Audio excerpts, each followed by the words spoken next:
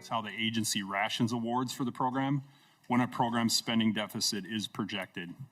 Yeah, Mr. Chair, that is my testimony. Happy to answer any questions or move on. Thank you, Commissioner. Before we move to the next testifier, are there any questions from members?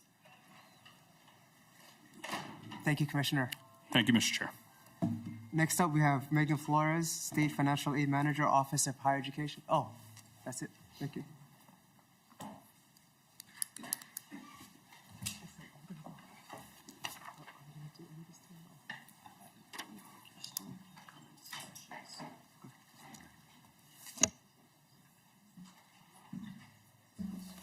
Next up, we have Australia Ford, a student with Metro State.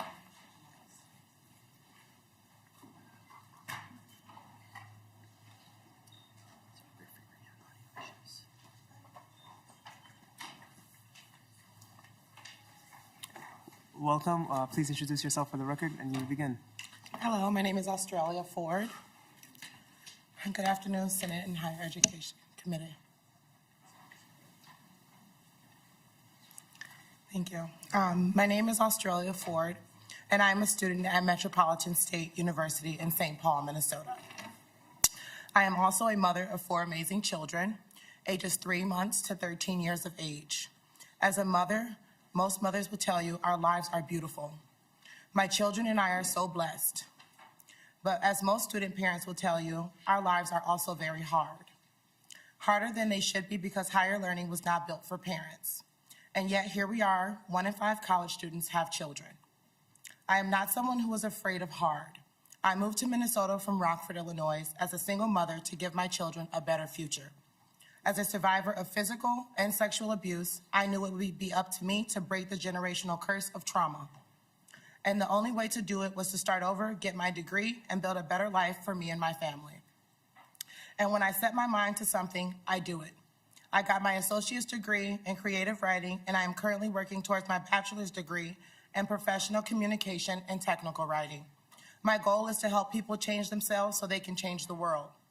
I know firsthand that change is possible, but it is certainly not easy. In fact, it's a circus. And being a student parent, particularly a single mother, is like balancing on a tightrope. You creep forward slowly, steadying yourself against an unexpected wind gust. You wobble, take a breath, and try to pause. The moment you regain your balance, life hurls 3 balls at you and demands that you juggle. Juggle the demands of school, work, and family. And as you slowly move forward toward a better future, inch by inch, a new challenge emerges. You have to get on a unicycle, all the while making sure you don't drop any balls or plummet off the rope. One of the greatest challenges I have faced as a student parent is access to quality, affordable childcare. A few years ago, when I was enrolled in community college and working an entry-level job, I made too much to qualify for public assistance, but not enough to live on. It took months to find a child care center for my kids, and the care cost almost as much as my home. After rent, child care, groceries, and utilities, I was in the negative. The stress of working, going to school, taking care of my kids, and having to worry about when my bills hit my bank account was overwhelming. And then one of my children received a diagnosis that required special care. I had to quit my job and take care of him until I found a child care provider that could give my child the care that he needed. At that point, I was dropping 1 child off at school and 2 others at different child care centers and trying to get myself to class on time. I felt dangerously close to falling off that tightrope. Student parents like me need Minnesota legislators to do more to help us graduate, not less. That's why I'm urging you to oppose the changes to the state grant program, which would disproportionately harm student parents and low-income students across the state. Raising the assigned family responsibility to 100% of the federal need analysis and removing the negative AFR would make it even harder for students attending public colleges and universities to afford their education. A negative student aid index, a SAI, is essential for ensuring that financial aid reaches the students who need it most. By allowing SAIs to go below 0, colleges and policymakers can better identify students with the greatest financial hardship and prioritize aid distribution accordingly. Students with a negative SAI automatically qualify for the maximum Pell Grant, ensuring that those from the lowest income backgrounds receive the support necessary to access higher education. Additionally, a negative SAI helps institutions allocate other need-based grants and scholarships more effectively. making limited resources stretch further for students who would otherwise struggle to afford college. Without the measure, the financial aid system risks overlooking the students in the most precarious financial situations, undermining the goal of making higher education accessible and equitable for all. This amendment harms the students who need the most help. I urge you to protect student parents by rejecting these harmful changes and instead invest more equitable financial aid system, one that truly supports all the students, especially those with the greatest financial need. Thank you. Thank you so much, Ms. Ford. Are there any questions from members? Senator Umar-Verbane. Thank you, Mr. Chair. I don't have any questions. I just wanted to offer up a few comments on the A9. I think we're done with testimony. Okay. And thank you so much, Ms. Ford. I'm really glad that you're here to talk about the impact on our students who are parents and who have kids, because that's one of my greatest concerns with the A9 amendment and with any of the amendments where we do see we remove the modifiers in the assigned family responsibility for our independent students and our independent students with kids. And you talked about the treating negative SAI as 0, which is also really harmful. I hope everyone is looking at the document that was provided that shows what that impact is to folks and how disproportionate the impact is, especially to those who have kids. The SIA, the treating negative SIA as 0 alone would result in a 35% decrease to the average state grant award for those students. And again, these are the students who have the greatest needs, whereas the SAI impact to, a dependent student is around 12%. The family, assigned family responsibility modifiers for dependent students, that change only is about a 4% decrease for them. So I think those are areas where we can look at making some adjustments, but I would really urge us to not make changes to SAI as 0 or assigned family responsibility modifiers for independent students and independent students with dependents. It is just, it's deeply unfair, and I can't tell you how opposed I am to balancing our budget on the backs of the students who have the greatest needs.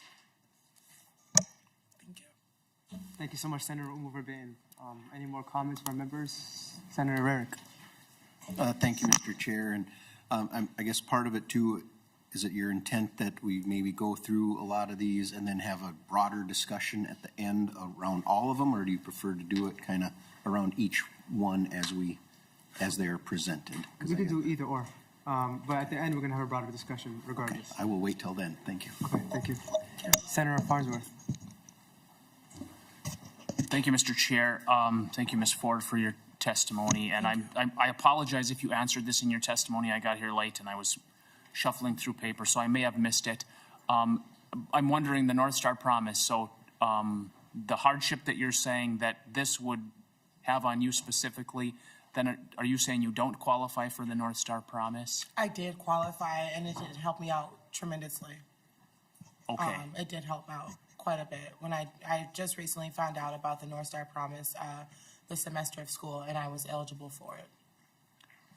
Okay, then I might be, oh, sorry, Mr. Chair. No worries, Senator Farnsworth. If you'd like, we can call up maybe the commissioner or someone to talk about the interaction between the state grant changes and that. No, I think it's specific to this situation. It's just kind of helping me to understand how that works.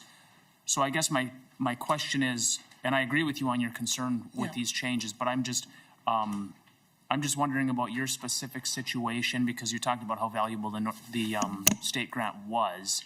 Yes. But you got the Northstar Promise, so I'm kind of confused, which is easy for me. So I'm just wondering, did you increase your income above that $80,000, or is this just a expression of support for that? And I want you to understand that I agree with you on this. I'm just trying to understand it. So yes, Ms. currently, so I was receiving Pell Grant. And then due to income changes, internships, paid internships and things like that, my financial situation did change. Senator Farnsworth. Okay, and thank you. So I think that sort of touches at what I kind of wanted to get at. And when we talked about the Northstar Promise a couple of years ago, we talked about the concern about, we used examples of, we would make up a single mom or a single dad that maybe made $81,000 and didn't qualify for the Northstar Promise, and, somebody else whose parents maybe made $79,000 and they did.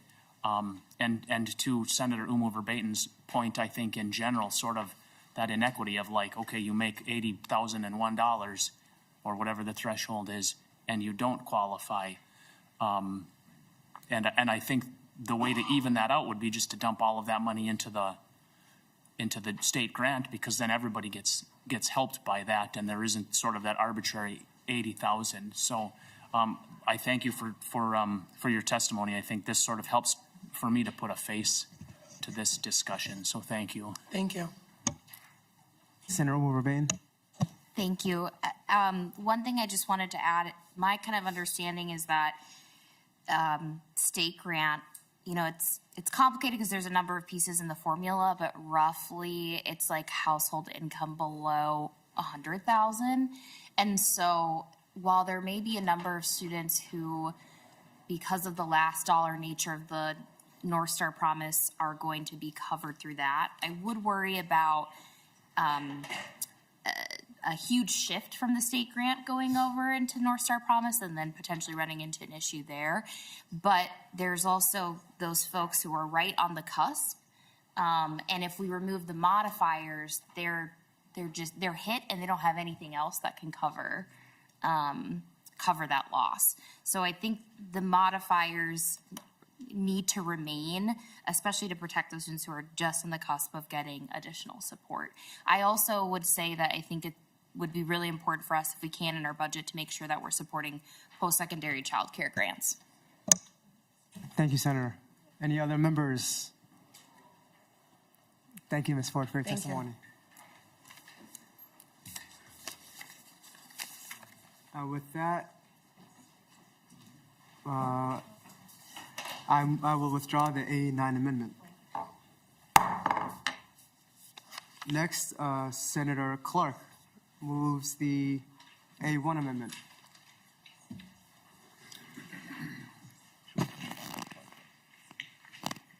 Senator Clark, do you want to go?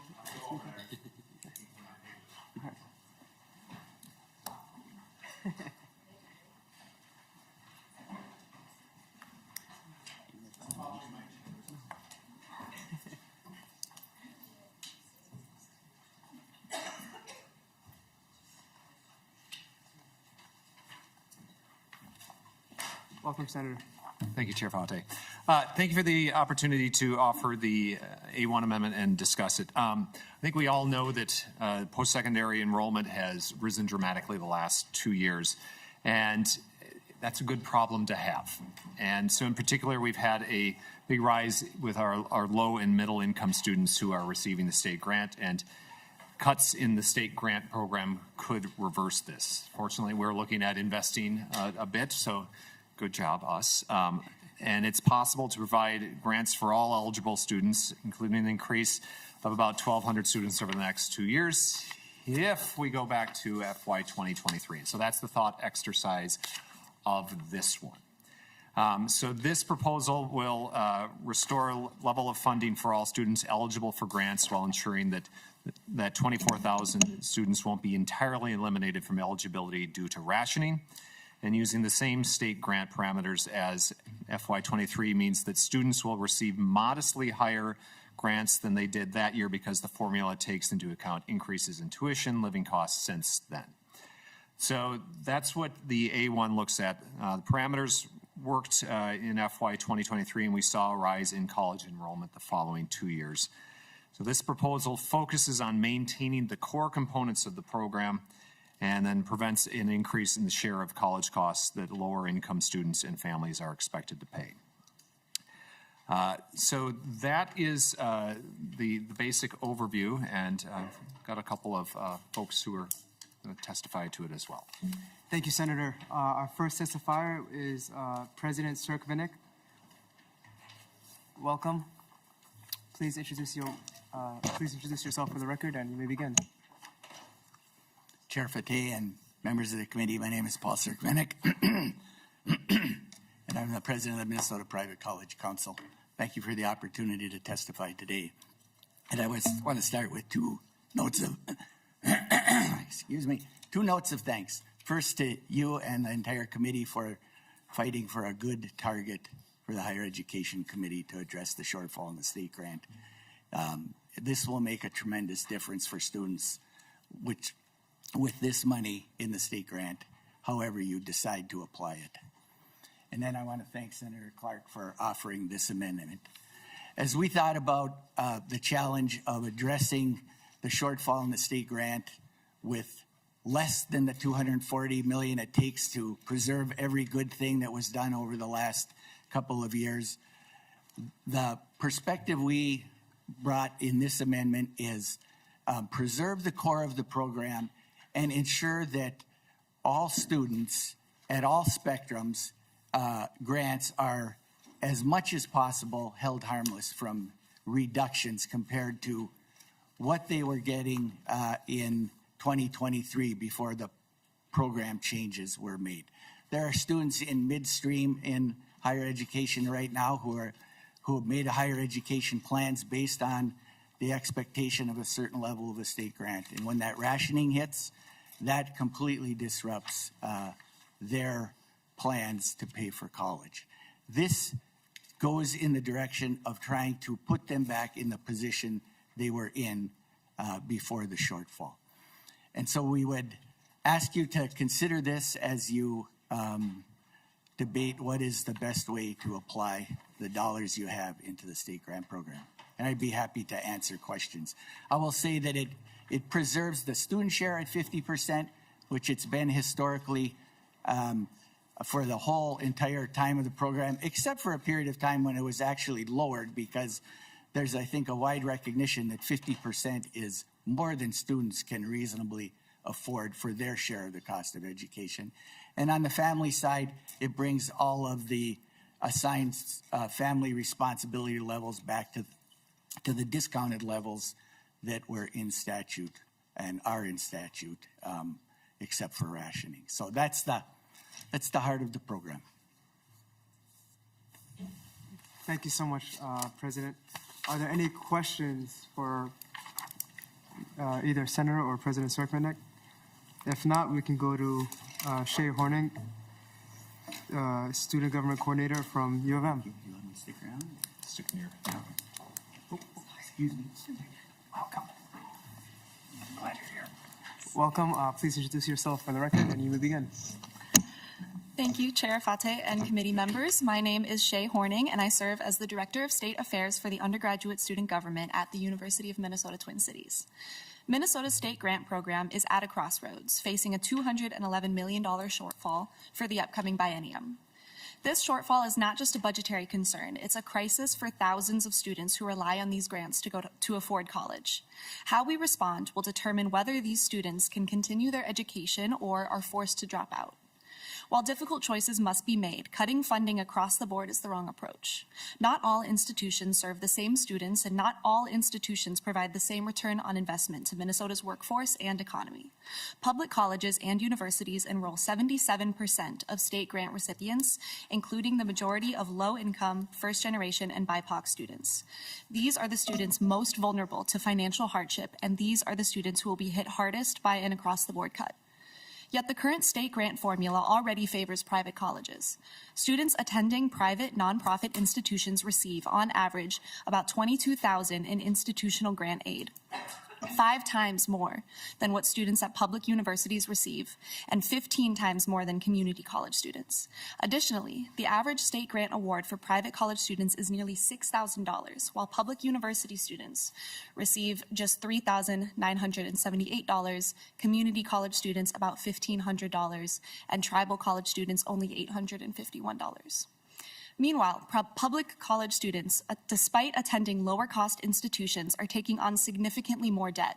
Students at public universities borrow, on average, $7,774 per year, nearly $1,000 more than private college students. Community college students take on about $7,000 in loans, and tribal college students bear the heaviest burden, averaging $9,900 in debt per year. Instead of closing equity gaps, the current grant model is widening them. For the past 2 decades, Minnesota has followed a high tuition, high aid model, underfunding public colleges while failing to increase financial aid fast enough to keep up with costs. This approach has driven up tuition, reduced enrollment, and contributed to workforce shortages. We cannot continue down this path. The sticker price of college is a major deterrent, especially for first-gen and low-income students. 67% of families eliminate colleges based on tuition costs alone without ever considering financial aid. This disproportionately impacts students with less parental involvement in college decision-making processes, including many from rural areas. Many students look at the University of Minnesota's $34,567 sticker price and assume they can't afford it. But for families making less than $50,000 a year, the actual cost is under $8,000. We must not only make college more affordable, but we must also ensure students and families understand how financial aid works. Last session, lawmakers made historic investments in college affordability, reversing years of tuition costs. These investments are already paying off. Minnesota saw the 5th highest enrollment growth in the nation and the highest in the Midwest. However, this progress is at risk. Minnesota ranks 32nd in the nation for higher education affordability, with students and families covering 52% of public college revenue, far above the national average of 40%. This must change. Research shows that for every $1,000 increase in financial aid, enrollment and degree completion rise significantly. A Minnesota college graduate earns nearly $951,000 more over their lifetime than someone with only a high school diploma, generating billions in tax revenue and economic activity. The bottom line is this: across-the-board cuts would hurt the students who need aid the most, worsen disparities, and undermine Minnesota's economic future. Minnesota must continue investing in its public colleges and universities and in the students who will drive our future economy. I urge you to reject across-the-board cuts and prioritize aid where it will have the greatest impact, helping low-income students at public institutions afford college and graduate without excessive debt. Thank you. Thank you so much for your testimony. Our first question is from Senator Umar-Bain. Thank you, Mr. Chair. I would really like to thank our USG representative, Shay Horning, for your testimony, and I completely agree with everything that you shared. I also want to make sure folks take a look at the Northstar Prosperity Report, which has a lot of the information that was referenced about the disproportionate impact. We heard in the presentation for this amendment that this was about preserving the core of the program. I actually agree, because I think it preserves the disproportionate, inequitable nature of the state grant program. So it is doing that, and it is doing that by, again, treating the negative SAI as 0, which has a horrible impact on independent students with kids. The average state grant award for them is just under $2,000. They would stand to lose $700 through that proposal. I think that's absolutely horrible. But my question is, this proposal, as we can see in the chart, is bringing in about $168 million in savings. And I believe we were looking to hit that $200 million target. So how do you propose making up that remaining $32 million? Senator Clark.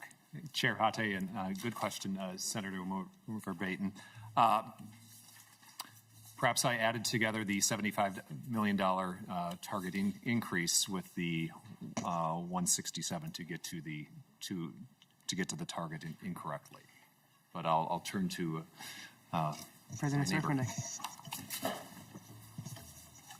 Mr. Chair and Senator Umar-Bain, this proposal is put together based on the coming biennium's figures that were shared by Senate staff. And so this bill cuts $140 million of projected state grant spending by going to the zero SAI, doing the reduction in the LME from 115 to 110, reducing eligibility from 180 credits to 120, setting the dependent student AFR proration at 80% instead of 79%, which is current statute, and changing the application deadline to 30 days after start of the semester. And those changes all add up to $140 million of savings. We did not have numbers to say what the impacts were in the out biennium. Senator Umar Thank you, Mr. Chair. Thank you for that. And again, I'm looking at the state grant parameter change proposals in review, where this proposal is only getting 167, around up to 168 million. I know that some of the other proposals are under, but I believe what some of the other institutions have done is included rationing. So there's sort of the hard cuts that they propose, and then there's the ability to ration depending on what we get. That's not included in this proposal. Correct. So again, what is your proposal to get that remaining 32 million if you're not willing to include rationing? There are only so many pieces of the formula that you can adjust, and I want to know what you're willing to adjust. I think when you add up our adjustments, they add up to 140 million, and the deficit is 240 million, and that cuts it that reduces it to $100 million, which is the Senate's target for the increase in spending. I noticed in the sheet that the committee passed out that they say we save 167 million. I haven't had a chance to look at it, why it's different, but that's more savings than is necessary. Thank you. Senator Rarick. Oh, sorry. Senator Umar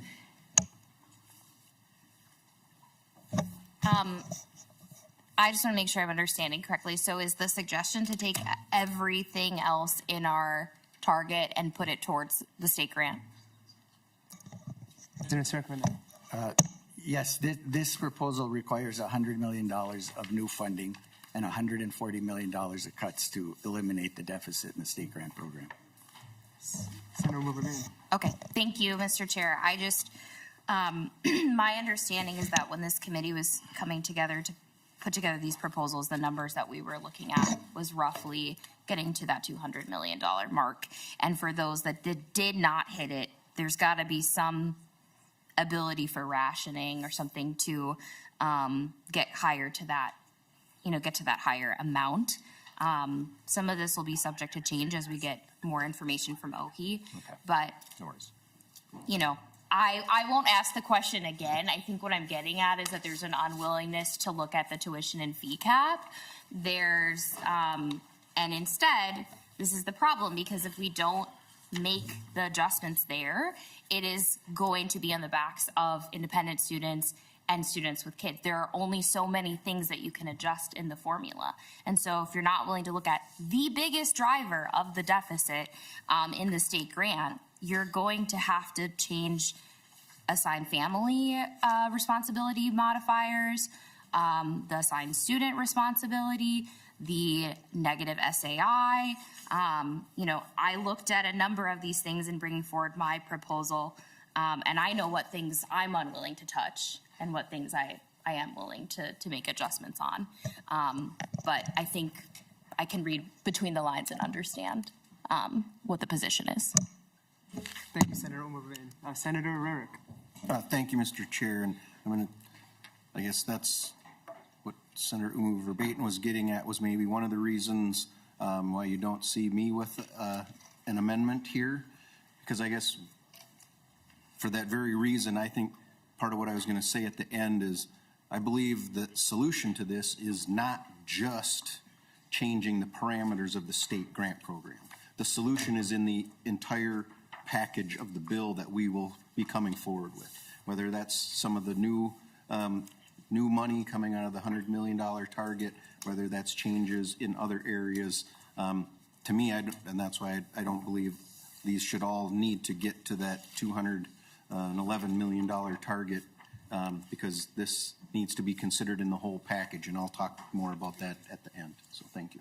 Thank you, Senator. Senator Farnsworth. Thank you, Mr. Chair. And I'm glad Mr. Strickvanek is back up there because my questions are specific to some comments about the private colleges that the last presenter made that I kind of want clarity on. And the first question is a two-part question. If you know or could get the answer quickly, how many students attend private colleges in the state of Minnesota, and approximately what percentage of all college students in Minnesota would that make up? So that would be my first question, or first two questions. President Strickvanek. Chair Fateh and Senator Farnsworth. In the 18 members of the Minnesota Private College Council, together we enroll about 54,000 students, 40,000 undergrads, and a little over 14,000 graduate students. Our undergraduate enrollment, the figures I have off the top of my head, our undergraduate enrollment is about 1/3 of the undergraduate enrollment overall in the state. I don't know what the percentage is for total enrollment in our sector, the 54,000. I don't know what percentage that translates to. I know that when you look at four-year institutions, we enroll about 1/3 of the students seeking four-year degrees in the state of Minnesota. Senator Farnsworth. Thank you, Mr. Chair. Thank you for that, Mr. Strickvanek. And question number two, you're probably anticipating what percentage of Minnesota state funding do private colleges get? About 4%, Chair Fateh, Senator Farnsworth, about 4% of the entire state higher education appropriation benefits students who enroll at our colleges. Our institutions do not receive direct appropriations. Senator Farnsworth. Thank you, Mr. Chair, and thank you for that information. So these two numbers, 33% roughly, or 1/3 of the student population gets 4% of state expenditures. And yet we're being told we're somehow underfunding public schools because of this 4% that is going to private schools. I would say that that's a heck of a bargain for the state of Minnesota to only have 4% going to these private colleges and universities. Again, 4% for 33% of the students. That is a bargain. And then the other thing that I want to say, and this is something that I said a couple years ago when the Northstar Promise happened, the last testifier indicated that with a college degree, somebody can expect to make $950,000 more over the course of their life. And so we're saying that my mechanic who didn't go to college should pay taxes so that somebody else can make $1 million more over their life. Or my plumber who didn't go to college should pay taxes. Everybody should have skin in the game in college. And I mean, it would be great if we could afford to pay for everybody to go to college. But this idea of letting people go to college for free, we're giving them $1 million. So we're giving them a college degree for free, and we're giving them $1 million over the course of their life. I think we need to rethink that. We need to look at the Northstar Promise. That's money that should just go into the state grant program, because everybody that gets a college degree is going to benefit, and they should have some skin in the game. So I guess those are my comments. Thank you, Mr. Chair. Senator Umar-Rabin. Is council able to tell us the percentage that private institutions receive out of the state grant specifically?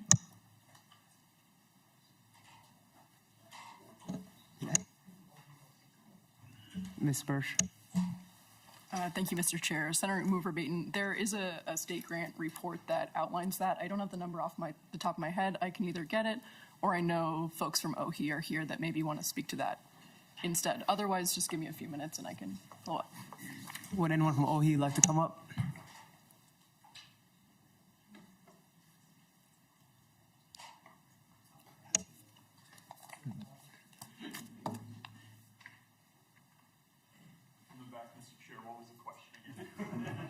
Senator Umar-Rabin. The question is the percentage of the state grant that private institutions receive.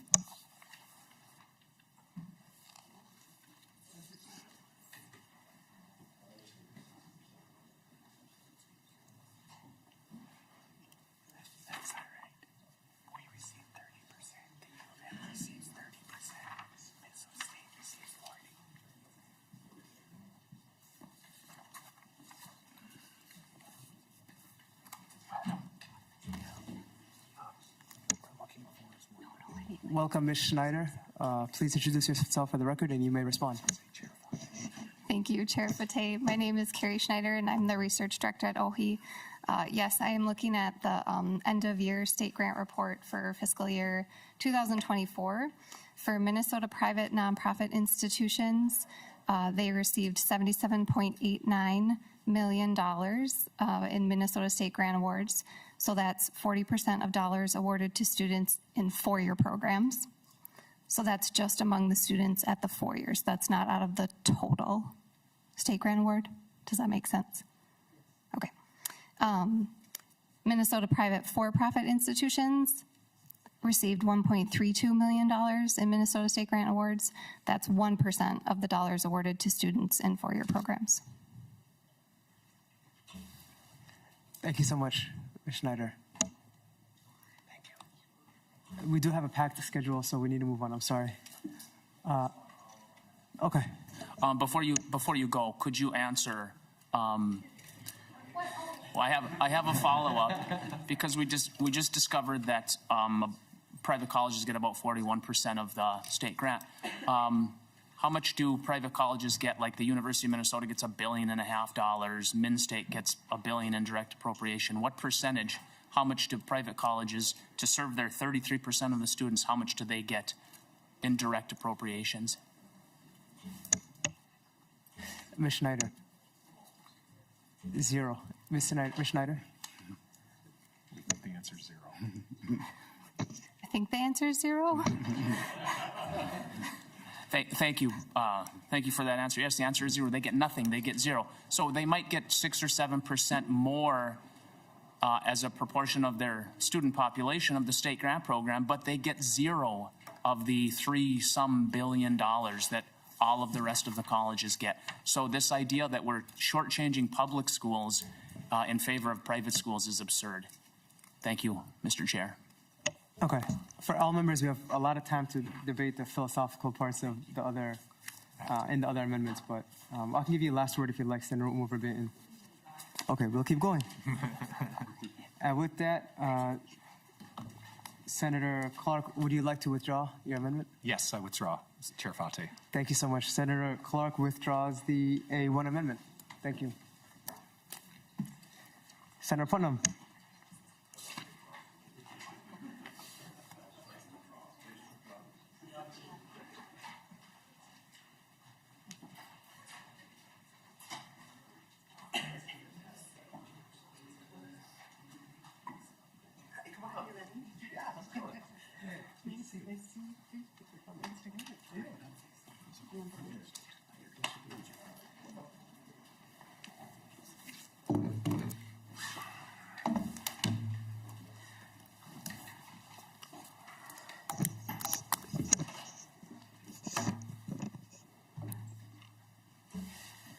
Senator Putnam moves the A2 amendment. Senator, would you like to speak about the amendment? Just very briefly, given our time constraints. Time is up. There you go.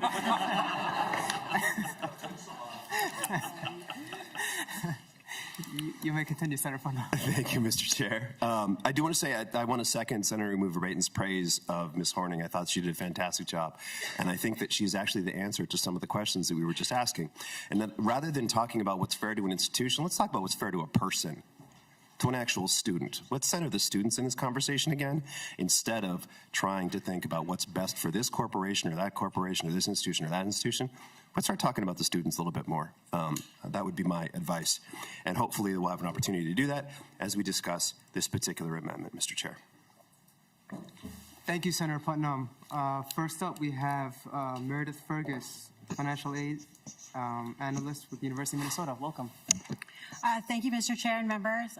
We appreciate you allowing us to testify today about changes to the Minnesota State Grant Program. I am accompanied today by our Executive Director of System Finance from the University of Twin Cities, Mr. Nate Peterson. And also, we are presenting jointly with Minnesota State, so I'll pass it off to Mr. Holling to introduce himself. Thank you for allowing us this opportunity. My name is Chris Holling. I am the System Director for Student Financial Aid at Minnesota State.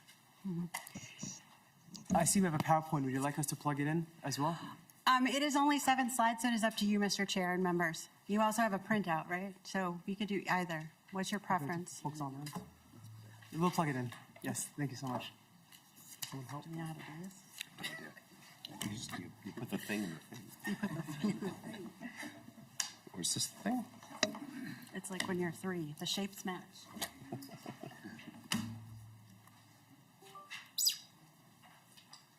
All right, did it work? You plugged in the thing. We turn off and turn it on again? I guess it's No, good. Sam Okay, said it never worked. mind. It's still, it's a black screen.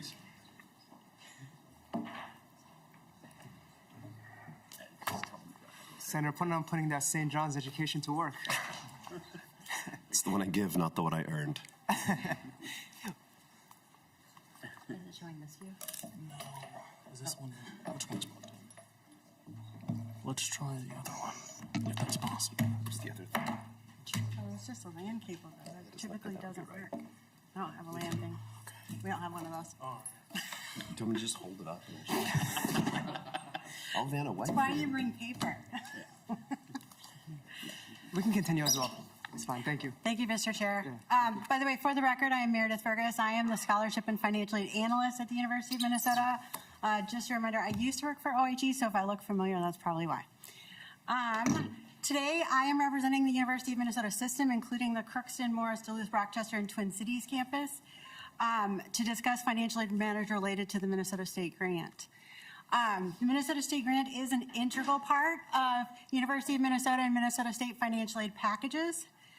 We would really be lost without it. It is critical to our lower and moderate income families, and the state grant parameters that are issued by OHE are used in our estimated financial aid award offers that go out in the spring to students who are thinking of enrolling at the university in our Minnesota State institutions.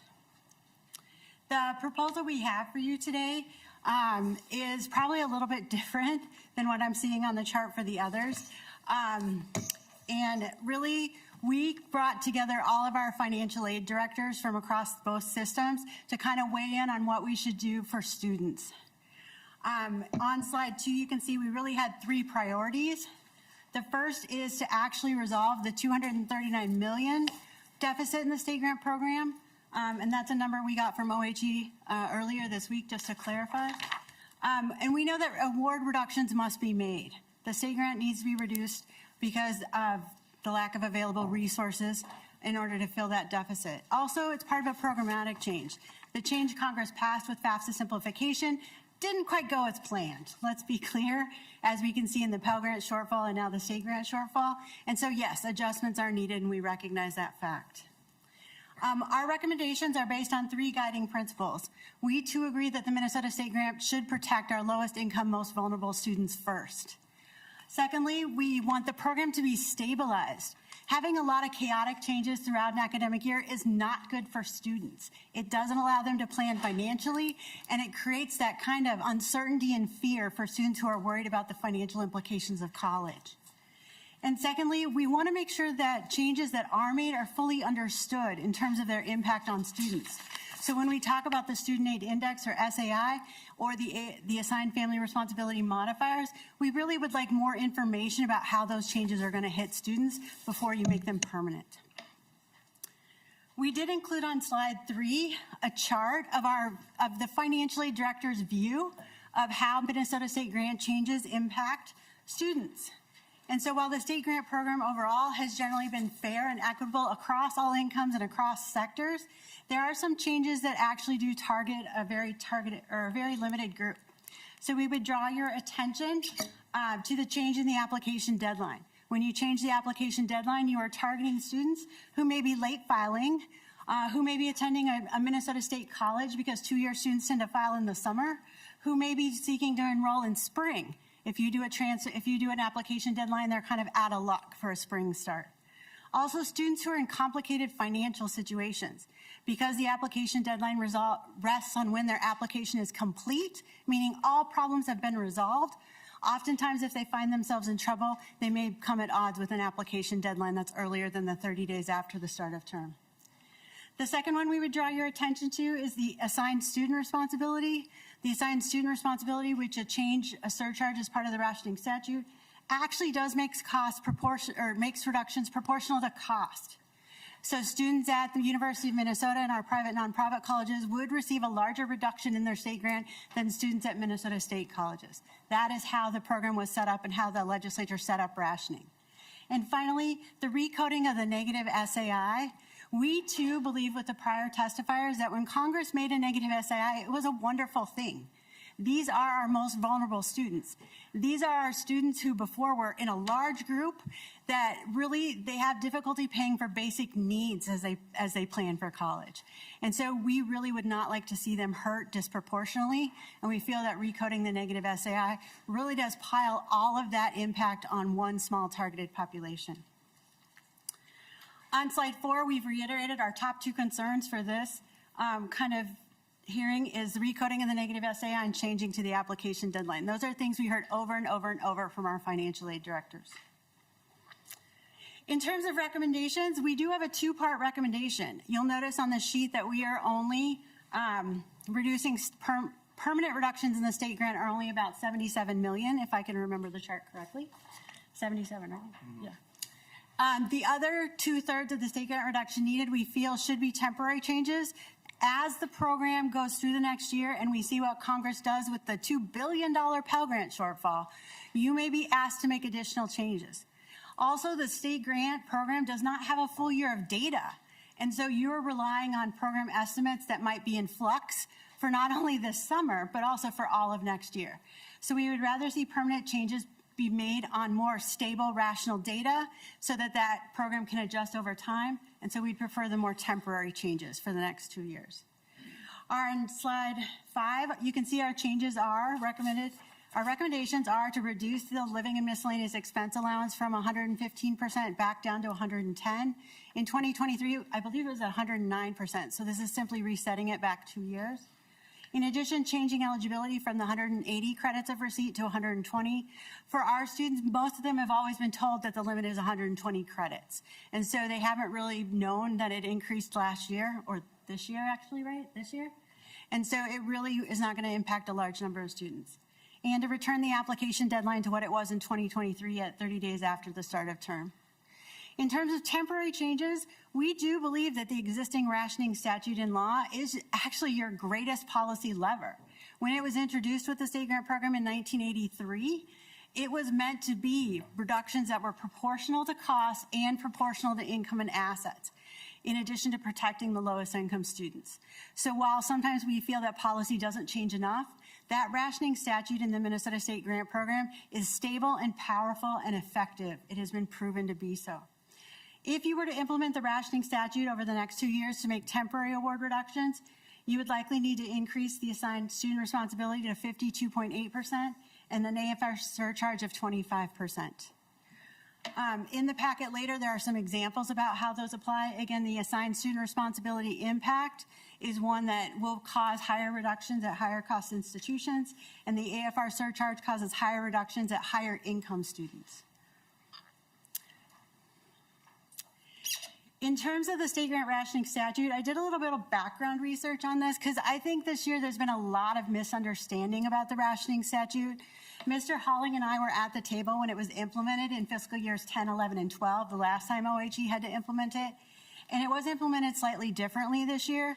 We would prefer to kind of see it go back to the way it was implemented then. And it's just some minor technical interpretations on the part of the office. But the changes in the AFR surcharge, because they are temporary, what it essentially does is it doesn't tell students they have to pay more to go for college. Instead, it takes the maximum state grant available to students and reduces it by that proportion that you're adding as a surcharge. And then it reduces awards by that proportion for any student that's under the maximum but above $1 of AFR. So it really is a phenomenal policy statute. It was really well written when it was added into the law. On slide 7, you can kind of see I've laid out the cost changes and how rationing should be applied. And so, again, we're open for questions, but I would just say that the driving impact behind our recommendation from the University of Minnesota and Minnesota State is to protect our lowest income and most vulnerable students, regardless of which public institution or which institution they choose to attend. And so we really want to make sure that those reductions are made in a fair and equitable manner, but that keeps the student at the center. And I'll pass it over to Mr. Holling to add. Thank you, Meredith. Thank you for letting me testify. Meredith has said it all very, very well. I would just emphasize maybe a couple of points. Regarding the deadline, we would any deadline that is set before the beginning of the term will really, really negatively impact particularly our two-year college students who are often in a very fluid life situation and will make some decisions about whether to attend, to try to attend later than in some other systems where they might be applying for admission 8 months in advance. So a deadline, if we need it, and we probably do, that is set at something like 30 days after the beginning of the term, lets that all happen. And also lets the schools work with the student to make sure their application is complete. Because again, these are students who might have a complicated life situation. So that's one thing. The second thing is, of course, we do want to protect the lowest income students, and we think that this is a method that saves money, but yet doesn't save all the money on the backs of the students.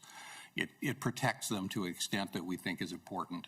And the third thing I'd say, I guess, is that I like this because there's some permanent reductions here, but as Meredith said, there are reductions in things that just recently were increased. So they're not a huge change necessarily to the students who would be impacted. And it does use the statute, the rationing statute, and we were involved in the creation of that. It was a very extensive and inclusive process that actually was driven by this committee.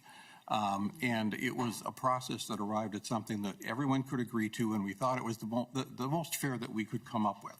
As was said, it impacts students, it impacts costs. There's two pieces to this. It is a powerful tool, and it allows you to come back and look at this again if you need to, and things are going to change. You may very well, as unpleasant as it might be to have to revisit it, maybe it'll be pleasant, but you'll have the tools to do that, and it will allow you to do that. And that's what I wanted to emphasize, I guess. Thank you, Mr. Holling. We have one more testifier, Ms. Jessica Sander. I don't think I'm supposed to go. I think I have to stay here. You do have to say that.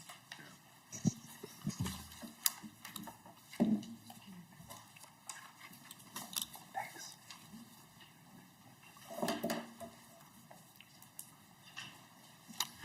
Welcome. Please introduce yourself for the record, and you may begin. Chair Fateh and members of the Senate Higher Education Committee, my name is Jessica Rose Sander, and I am a freshman history major at the University of Minnesota.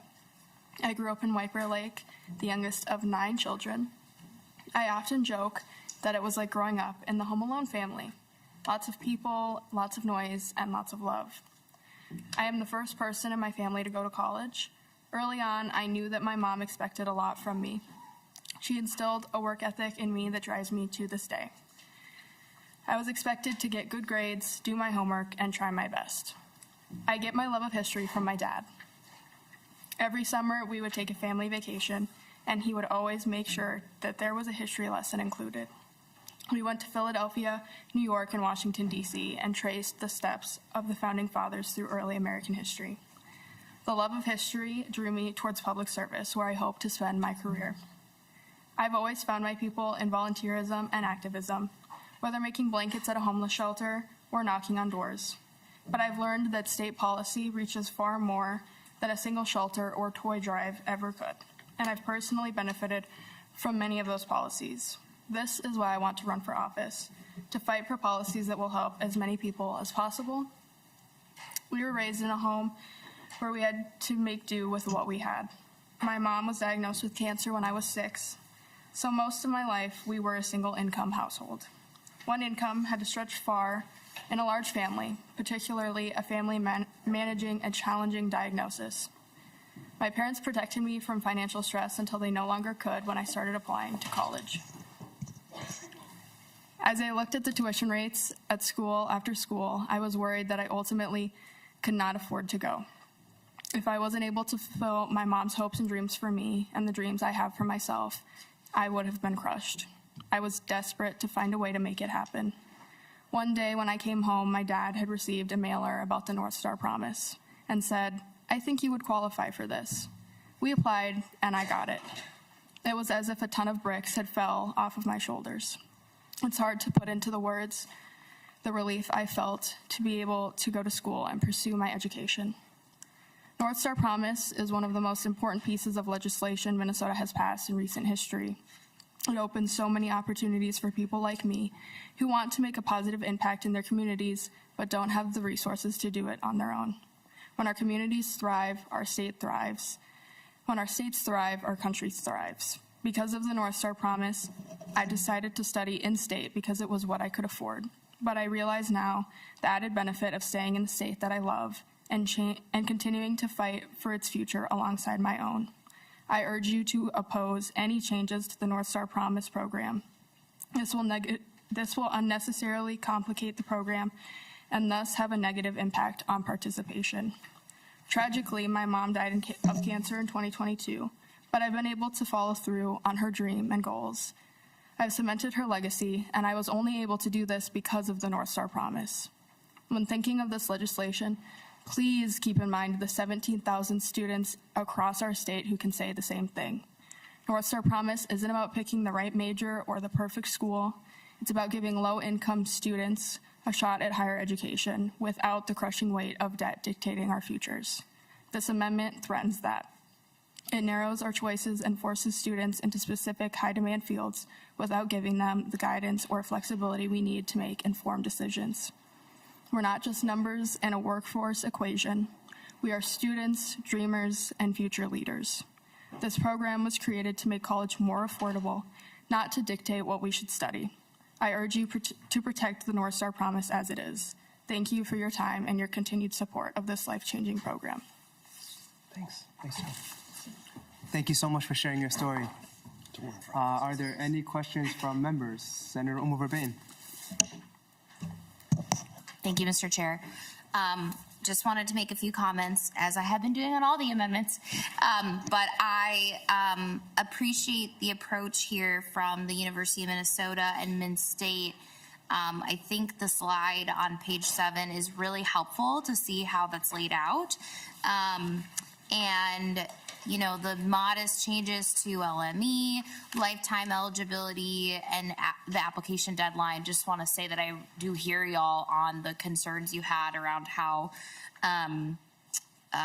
OHE made changes around that, and the students that would be impacted. So I think this is a fair way to approach that.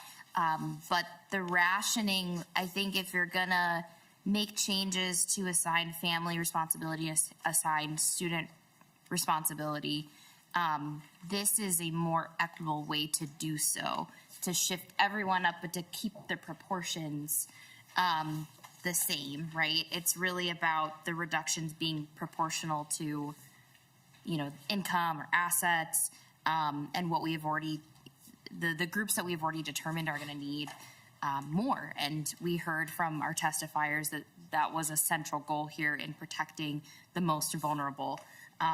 You won't see a change to approaching negative SAI as 0. Again, that it just has a really horrible impact on independent students with kids. So, you know, the difference between the governor's proposal, which just moves everyone up to 100%, and the proposal that we saw from the private colleges, which treats negative SAI as 0, that's the main difference between these proposals. And I think the rationing is a good option for us to look at. I know as I was trying to put this together and had a lot of the same, I would say, shared priorities. This is not something that came to mind for me, but you all are clearly the experts who have been around doing this for a long time. So I think this is a fair way to approach AFR modifiers. Thank you, Senator Verbain. Any other members? Senator Clark. Thank you, Chair. I just want to reemphasize one piece that Senator Putnam and the testifiers and Senator Verbain noted on the application deadline. I think that's for all of us, it may be a simple and low expense, relatively lower expense piece that we can find a good improvement that recognizes that some of our more precarious folks, this is an easy way to keep them in. So my compliments on that, especially that part. There's others I agree with, but that's the piece that I'm like, all right, I'm coalescing around that one.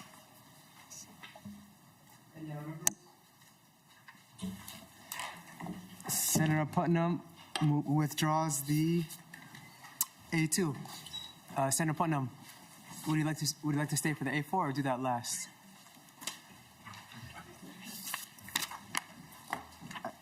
At the end of the video.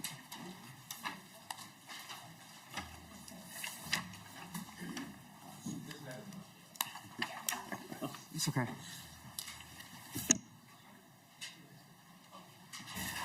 What are you? Yep. Senator Verbain.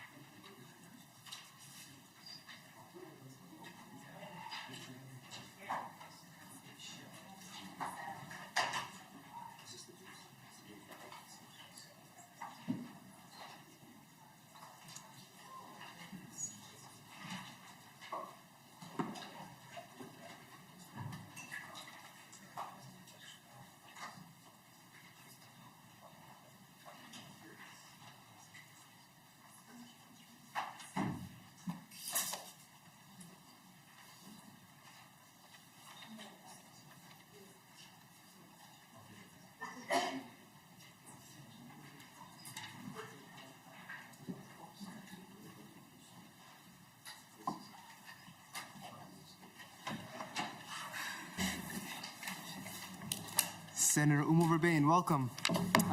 Would you like to move the A7 amendment? Mr. Chair, I'd actually like to start with the A10. Oh, sure. Senator Verbain moves the A10 amendment. Senator Verbain.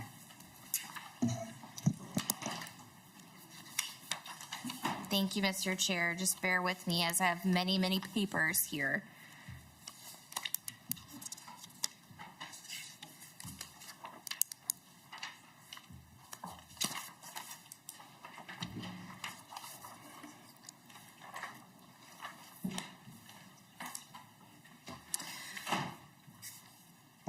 Mr. Chair, as I have been raising throughout committee this session, but certainly in our conversation today, I really wanted to make sure the proposals that I had were keeping those modifiers on assigned family responsibility intact.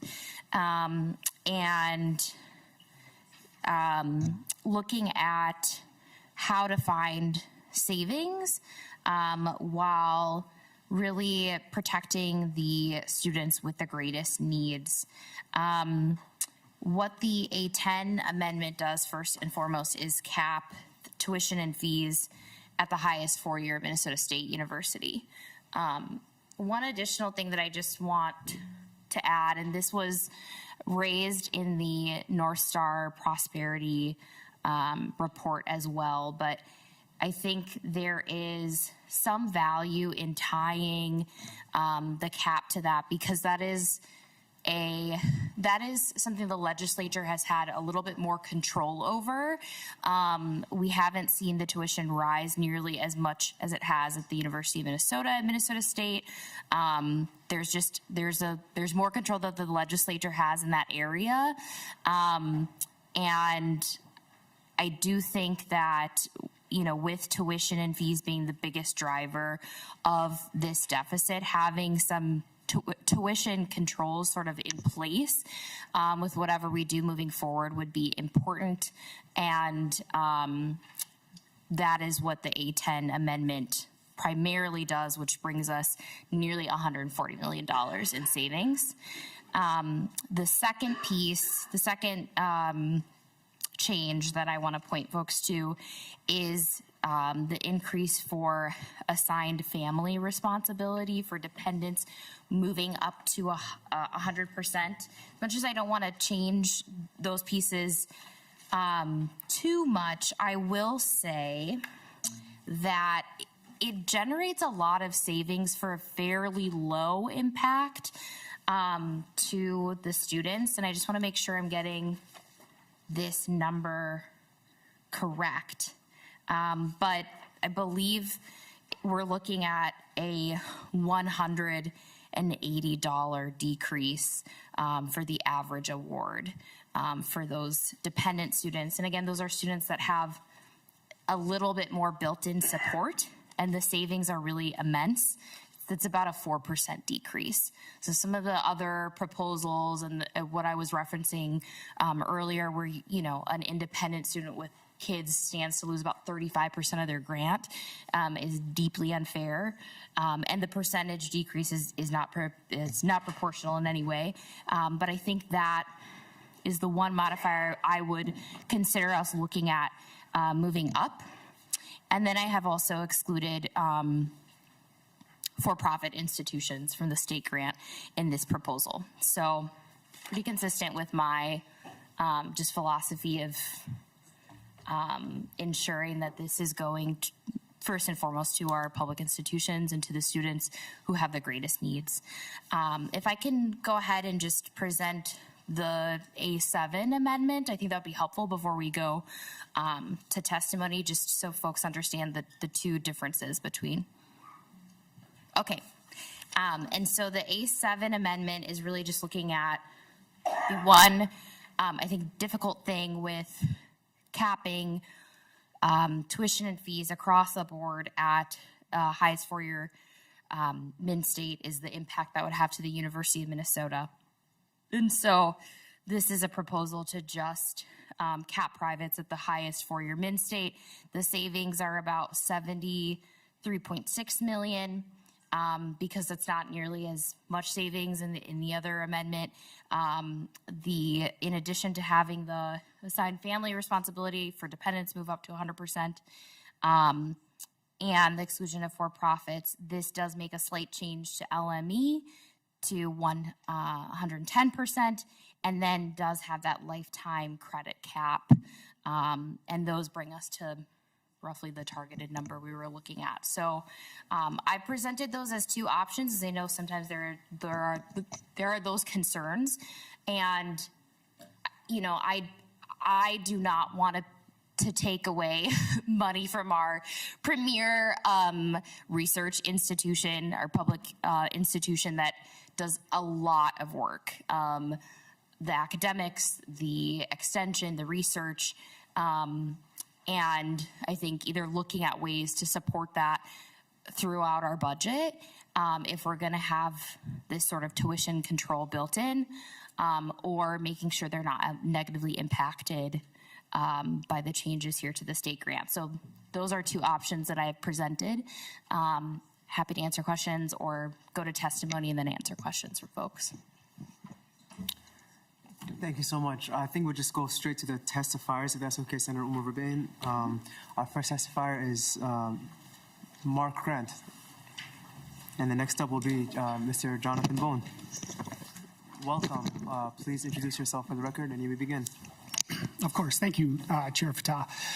My name is Mark Grant, and I am a communication instructor for 27 years at Dakota County Technical College, and I currently help kind of nudge along the governmental relations work on behalf of Minnesota State College faculty. We're the union that represents 4,000 two-year college instructors, librarians, counselors, coaches, 26 colleges on 47 campuses across the state.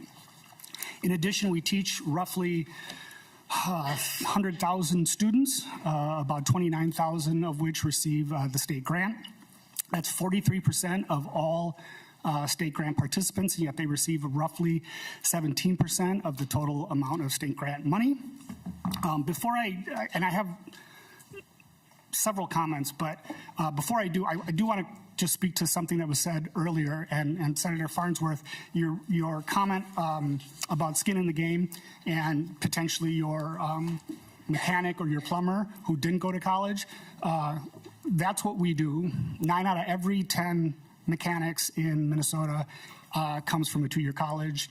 8 out of every 10 tradesmen, 9 out of every 10 public safety workers, 6 out of 10 nurses. So I always want to make sure that I advocate for our two-year schools, because oftentimes when people say not everybody needs college, and then they list all of the programs that we do at two-year colleges. So I feel that as though that would have been professional malpractice if I didn't say that. Okay.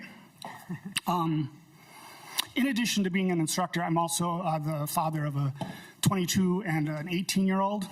I know what you're thinking. How? He looks so young. But I've had these financial aid conversations with my children. I have an 18-year-old right now who's shopping colleges, and we're having these very conversations. And as we were talking about the state grant and the role of public versus private, and my own particular philosophies about public money for public institutions, all of that aside, I was trying to explain the landscape to her a little bit, and with varying degrees of success. I never said I was a good teacher, but I am a teacher. However, she's obsessed with cars, in large part because I make her drive a 2011 Ford Fusion, and she could not be more bitter about that. So we began talking a little bit about cars. I said, picture this. Instead of financial aid, we're talking about a program that the state is initiating to provide you an opportunity for reliable transportation. They're going to afford you some funds to go buy a new car. But the size of the award is directly related to the price of the car. Do you think it's fair, quite frankly, that another student someplace else would receive a larger award from the state because they chose to buy a BMW as opposed to you choosing to buy a Ford? She said no. I said, in a nutshell, it's not a perfect analogy, but in a nutshell, that's kind of what we're talking about here. 43% of the participants, 17% of the award. Financial aid for our students is oftentimes the difference between going to college and not going to college, not the difference between first and second choice. And I'm really pro-student. I desperately, desperately want to live in a world where everybody can go to the school that fits them fits them best. But I've been sitting in hearing after hearing after hearing where I've heard a lot of people talk about, given the current budget landscape, how unbelievably important it is that we be incredibly judicious with the taxpayer dollars. I find Senator Umu Verbaten's amendments to be just that. They provide the largest relief to the state grant program while negatively affecting the least amount of students. And so Minnesota State College faculty is entirely in support of Senator Umu Verbaten's A7. Thank you. Thank you, Mr. Grant. Welcome, Mr. Bone. Please introduce yourself for the record and begin. Thank you, sir. Jonathan Bone. I represent the Interfaculty Organization. We have approximately 4,000 professors, coaches, counselors, librarians at the 7 state universities, including one of my favorites from MSU Moorhead in the sociology department. I would also like to address the tuition and fee cap in this bill. We have long advocated for fairness in the state grant program when it comes to the tuition and fee cap. To pair the University of Minnesota's tuition with the private colleges simply because they're both high doesn't seem fair when you talk about mission. The University of Minnesota tuition is higher because they offer tremendous research opportunities. They need supplies for those research opportunities. They need to pay their faculty more for those research opportunities. Private colleges are much closer in mission to our state universities. And what students are receiving, the type of education they're receiving is much more similar in that respect. So we believe, as Senator Umer Verbaten has put forward, that the tuition and fee cap should be aligned with mission rather than cost, and this amendment does that. Also, some history on the tuition and fee cap. I believe since all of you have come in, the tuition and fee cap has grown every single year, back to 2013. Prior to that, it was often used as a way to balance the budget in the state grant program. From 1991 to 1997, for the 4-year schools, it was frozen at $76.63. 2010 to 2013, $10,488. In 2014, it jumped to $13,000, the largest jump in the history of the program. And ever since then, it has risen each year, with the University of Minnesota tuition rising, with the exception of 2020 and 2021, and that's only because the University of Minnesota decided to freeze its tuition because of COVID. It had nothing to do with what the legislature was doing. Since 2013, the tuition and fee cap for 4-year schools has risen $6,882. Zero of those new dollars that are going out to students are coming to state universities. Those are all going to the University of Minnesota and to the private colleges simply because they're more expensive. And again, University of Minnesota does different things. They deserve that. In that same time frame, the two-year colleges have grown $871 in their tuition fee cap. Since 1984, the inception of the program, the two-year colleges have only grown by about $3,300, so less than half of what the four-year tuition fee cap has grown over the last 10 years alone. And we just don't find that fair. Now, numbers aside, process. By ceding the tuition and fee cap to the University of Minnesota for the private colleges, you are allowing an entity that you have virtually no control over with their tuition to decide how that money is going to be spent, rather than the legislature having a conversation about how that should be spent. Oftentimes, in fact, almost every year for the last decade, you have decided what tuition our state universities can charge. And that has put us in the unique space where we are receiving money from the state, yes, and we're very grateful for that. But it is not, with the exception of 2 bienniums, it has not kept up with inflation. So it has caused us to make continuous cuts, which means we're cutting opportunities for our students. We're going through that pretty dramatically right now at St. Cloud, at Bemidji State, and all of our campuses are going through reductions. And we're looking at possible tuition increases into next year. And so you have the control to manage the tuition and fee cap through the state universities. And while we can empathize with our private college friends, private college colleagues only receiving 4% of the state appropriation for higher education, if they cannot succeed as private institutions and they need state dollars to succeed, we would be thrilled to welcome them into the Minnesota state system. We would be thrilled to work with their faculty to make sure they're all organized, that their unions play the type of role, that their faculty play the type of role that we play in the shared governance process of our institutions. We'd be happy to do that. So with that, we believe that it's incredibly fair to do this. As Mark said, and I'll reiterate, this is the best way to cut the largest number of dollars, impact the fewest number of students. It's that simple. Thank you so much. Are there any questions for our 2 testifiers? Seeing none, we'll go next to Casey Metcalf, Government Relations Manager from Students United.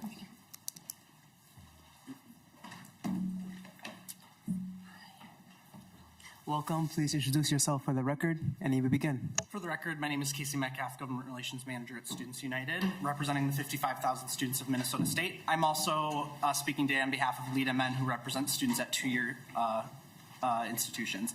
As the voice of Minnesota students at Minnesota State colleges and universities, Students United and Lead MN represent students with the highest financial need in the state. Our students choose our institutions in part because of the great value of the education they receive. But with financial aid upheaval at the state and federal levels, we've heard a clear message in meetings with our students.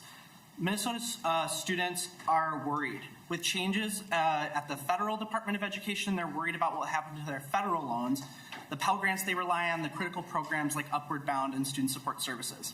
At their schools, they're worried about a reported 7% increase in tuition next biennium, leading to some to consider whether they can finish their degrees at all. And now, in this crucial moment when institutions are finally rebounding from pandemic enrollment declines, the Minnesota State grant shortfall has ballooned, throwing another obstacle at already confused students. The state grant is a valuable tool for Minnesota State college and university students, yet it disproportionately benefits students at private institutions over those attending public, community, and technical colleges.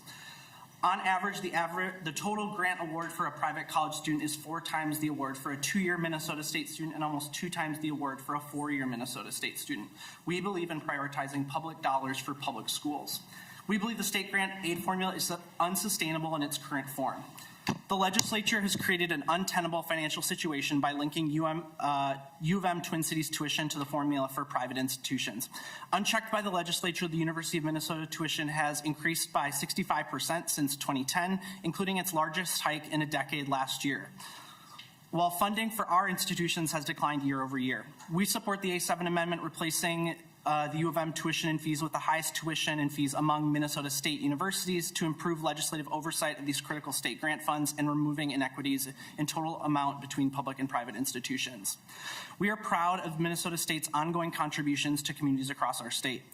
The Min-State system is the fourth largest system of its kind in the United States, offering the lowest tuition in Minnesota while contributing $8.4 billion to our state economy. And as our state's most potent workforce development engine, we also include 63% of students pursuing undergraduate credentials in Minnesota, including 96% of mechanics in the state. There is no Min-State without its students. It's incumbent upon this legislature to ensure that students can get to and through college at our public institutions. That starts with filling the current gap in funding and making small but impactful changes to the formula that erase inequities, improve oversight of taxpayer dollars, and meaningfully address the rapidly rising costs of a college education.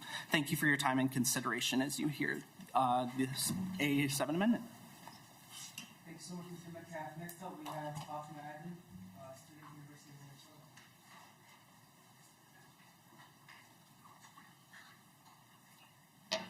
Welcome. Please introduce yourself for the record, and you may begin. Good afternoon, Chair Fateh and my Senator, Ranking Member Duckworth, who is conveniently not here today, and members of the committee. My name is Fatima Aiden, and I am a sophomore at the University of Minnesota studying political science. As a first-generation college student from a Somali immigrant family, I am here to speak to the critical need for financial aid in making higher education accessible to students like me. As one of 7 children, growing up in an immigrant family, you learn early on that nothing is guaranteed. My parents immigrated here young, with nothing but a dream. They worked tirelessly to provide for us, but they didn't have the resources to set aside for college tuition. In fact, we faced constant financial struggles, utilizing Section 8 housing and food stamps in the past to support our large family. When I started at the University of Minnesota, I had to take out loans in order to afford tuition. Given my family's experience, taking on debt was terrifying, but I had no other choice. However, that was before I learned I qualified for the Northstar Promise. This scholarship has spared me from taking on more debt, allowing me to focus on my education and leadership roles without the constant financial worry. The reality for students is that tuition continues to rise every year, regardless of budget allocations. This creates an enormous barrier to college attendance, especially for those of us who are already financially stretched. Many immigrant families, like mine, don't have the generational wealth or college savings to fall back on. So we have to rely on programs like the Northstar Promise and the State Grant Program to help make education possible. While I am studying full-time, I also work an on-campus job, intern at the State Senate, am involved in student government and other organizations, and also contribute financially to my family. I help with groceries, gas, and pay for my own car payments and insurance. I use my summer earnings from internships to help support my family during the year. For many students like me, higher education is not just about personal growth, it's about survival. We don't have the luxury of simply focusing on our own academic success. We are also juggling the financial needs of our families and individual selves. It's critical that we stop normalizing overwhelming student debt. Programs like the Northstar Promise and the State Grant Program are vital in keeping first-generation students and children of immigrants from drowning in student loans. By providing this financial support, we can help students focus on their education, leadership, and future careers rather than struggling to make ends meet. With the right support, these students will go on to contribute to communities across Minnesota, shaping a brighter future for us all. Minnesota should not provide state grant aid to for-profit institutions due to concerns over student debt, poor outcomes, and predatory practices that disproportionately harm low-income and marginalized students. For-profit colleges often charge higher tuition than public and nonprofit institutions, leading students to take on significant debt with little return on investment. Studies have shown that graduates of for-profit colleges tend to have lower employment rates and earn less than their peers from other institutions, making it difficult for them to repay their loans. Additionally, for-profit colleges have some of the highest student loan default rates, placing a burden on taxpayers in the financial aid system. Given these risks, it would be an irresponsible use of state funds to direct financial aid towards institutions with a track record of leaving students worse off financially. Beyond poor student outcomes, for-profit colleges have been repeatedly scrutinized for prioritizing profits over education, leading to concerns about accreditation, educational quality, and deceptive marketing tactics. Many of these institutions have been found to engage in aggressive recruitment strategies, particularly targeting vulnerable students with misleading promises about job placement and earning potential. Some have even lost accreditation or shut down entirely, leaving students with unavailing degrees and no path forward. Since for-profit colleges rely heavily on federal and state aid to sustain their business model, allowing them to access Minnesota's state grant program risks subsidizing institutions that fail to serve students effectively. Instead, state financial aid should be directed towards public and nonprofit colleges, where students are more likely to receive a quality education and graduate with little to no debt. I urge you all to support the Senator Umar Verbeten's A7 amendment. Thank you so much, Ms. Adden. Any questions?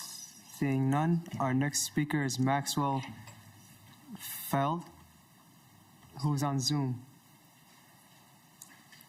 Welcome. Please introduce yourself for the record, and you may begin. Good afternoon. My name is Maxwell Feld, and I am a student at Minnesota State Community and Technical College. I'm honored to be here today to speak about the importance of financial aid, specifically state grants, and the profound difference it will make in my education. I come from Twin Valley, Minnesota, a small town of 723 people, located an hour northeast of Fargo, closer to Winnipeg than St. Paul, which is kind of funny. Growing up in a family of 9, my parents' support reinvigorated my passion for pursuing my bachelor's degree. My older siblings are pursuing a higher education, my oldest completing a bachelor's degree next semester, and my second oldest finishing his technical degree this semester. Many assume that higher education is an easy path. For many, and for most greater Minnesota students like me, however, that assumption couldn't be further from the truth. I will graduate with my associate's degree in May 2025. I've been accepted to the Carlson School of Management at the University of Minnesota, where I plan to pursue a business degree and eventually enter the Air Force. However, pursuing higher education, particularly at a school like Carlson, comes with its own set of challenges. Putting aside living costs and fees, just the initial tuition for Carlson is around $17,000. And without the support I'm going to receive through grants and work study, attending would be nearly impossible. The grants completely transformed my financial outlook, allowing me to tackle remaining costs with work study and hours of hunting and applying for scholarships in order to attend a school with a manageable amount of student loans. To me, higher education is important on many levels. The tangible benefits are obvious. Having a degree is essential for advancing in a business career. But it's not only just a paycheck. Higher education provides the foundation for financial security, and perhaps more importantly, it exposes me to diverse viewpoints and helps me develop critical thinking skills that will serve me both in my career and in life. Access to higher education isn't guaranteed. It's not always just about having the will to succeed. There are real barriers that students like me face. Financial constraints, the stresses and distractions from juggling multiple responsibilities, and reluctance to leave our close-knit communities. That's why support systems like grants and work-study programs are essential. They aren't just a lifeline. They are the tools that allow students like me to reach our full potential and contribute meaningfully to our communities and our state. I urge you to protect and expand the state grant program and other forms of financial aid. These programs are critical for students who might otherwise be shut out of higher education. The opportunities they provide don't just benefit the individual, they benefit our state and our future workforce. Thank you for your time and consideration. Thank you so much for your testimony. Our last speaker is Grace Horn, who's a student at Minnesota State College Southeast. Welcome. Please introduce yourself on the record, And you may begin. Hello, my name is Grace Horn, and I'm currently a senior at Minnesota State College Southeast in Red Wing. I'm also here representing Leda Men as their treasurer. I appreciate everyone on the committee for allowing me to talk about state grant appropriations and how the allocation of these funds is vital to the future of Minnesota students and the economy. I want to begin by discussing the state grant deficit that we're facing during an already uncertain time in our right to accessible higher education. With uncertainty around federal aid and support for higher education, it feels urgent that our state shows up for our students. A budget is a statement of value, and Minnesota values higher education. A shortfall of over $240 million surely necessitates a change, but how are we supposed to know what needs to be cut from the program without disproportionately impacting public college students? Changes to the state grant should also be a statement of our values. As a student about to graduate, ready to pursue my dreams, I believe it's important to note that without these state grants, it would have never been a possibility to attend college. As a child, I was raised in a home that perceived higher education as an opportunity for the wealthy. Little did I know that my upbringing would help me qualify for these state grants. However, the last 2 semesters, I've had to file as an independent student, and that decreased the aid that I received. And as a self-supporting student who works 4 jobs and has worked so many jobs throughout all of my college education, I would be forced to choose between pursuing my dreams or paying my rent if I didn't receive any of these state grants. I, including other students like myself, am the return on investment for Minnesota. And the reason being is because we're earning high demand degrees. You know, without that return on investment, like, what's the point of investing in our students? Also, last time I was here, I believe I involved everyone as my first customers for my food truck, if you remember, maybe last month, the month before. Still gonna happen. Anyway, I'm proud to be a student of the Minnesota State College and University system, where students like me can access a great education. The Minnesota State system serves 270,000 students each year, and within this metric, we are seeing more Black, Indigenous, and students of color attending our colleges and universities than all other higher education providers in Minnesota combined. Our system serves high percentages of first-generation students, parenting students, and students with the greatest financial need. As hard of a decision as it may be, we need to take a deeper look into our future and direct funding for the state grant program where it will have the largest return on investment. Currently, the average state grant awards for private college students is 4 times higher than awards for 2-year college students and nearly twice that of 4-year public university students. Moving forward, it is incredibly important that we prioritize the use of public taxpayer money to students who attend public institutions. One fear that I have developed alongside other grant recipients is whether the Northstar Promise will be targeted to combat the state grant deficit, further exacerbating the disparity in financial aid for students and in public colleges and those with the greatest need. The Northstar Promise influenced a 9% enrollment increase across our 2-year community and technical colleges, expanding access to higher education to 16,700 students across our institutions. Graduates from our college system are another vital factor in the growth of our economy, as the biggest return on investment for Minnesota is most certainly our students, like me, as mentioned before. As you look to address the current state grant formula, one step that could help prioritize aid for students attending public institutions is changing the tuition cap to the level of the highest Minnesota State University instead of the U of M. I believe that linking University of Minnesota Twin Cities to private institutions creates an unfair comparison. And changing the cap recalibrates how much private institutions receive and allows 2- and 4-year public students to receive more equitable access. This adjustment isn't intended to limit the awards that students attending private institutions receive.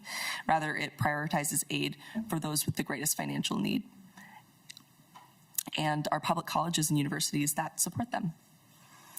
Thank you.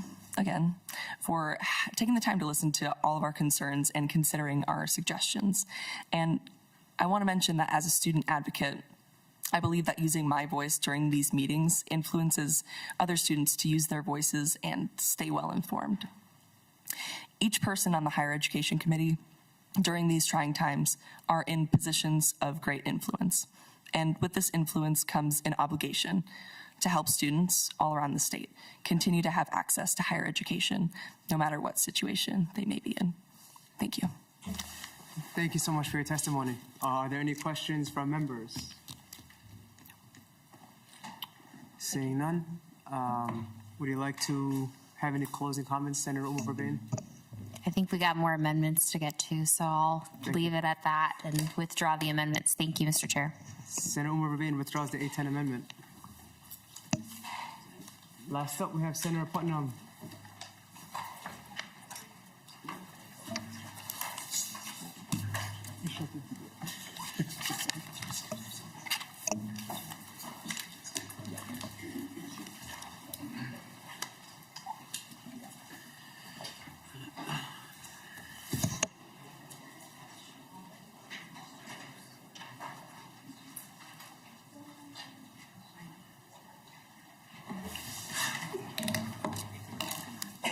Welcome, Senator Putnam. Would you like to move the A4 amendment?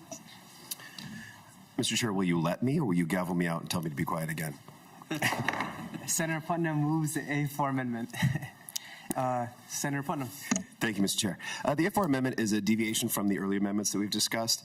It is, rather than a plan to solve our immediate problem, it's a problem to solve the structural concerns with the state grant.